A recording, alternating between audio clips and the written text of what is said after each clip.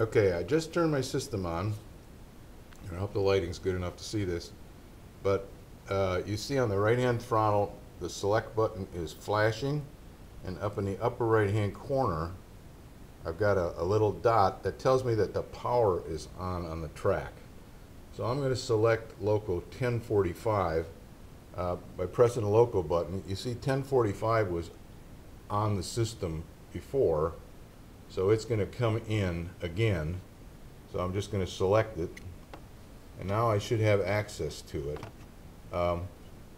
This is kind of off topic, but across the top here, whatever function keys you may have pressed previously are going to show up. So I had the headlight turn on this engine. That's why you see a 0 up on the top. Okay, but let's go back to the what we wanted to learn on this throttle. Should be able to hear my engine running in the background. So I've selected it. Just to double check that I've selected it, I hit the horn a couple of times. Okay, so I know I've got it. Alright, now let's assume the running session is over, and I no longer want this engine in the system. I want to take this address out permanently.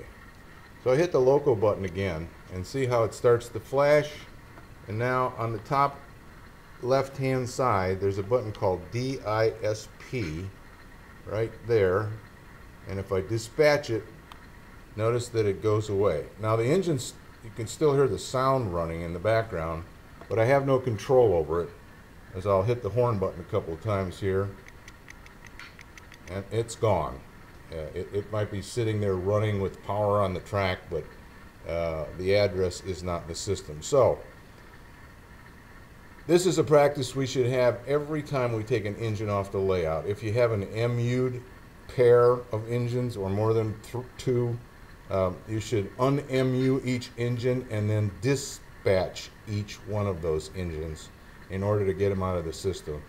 There is a process called advanced consisting. It's far too complicated to talk about on a short video, but we want to put this into practice at our club so we can eliminate the condition called slot max. And I've given you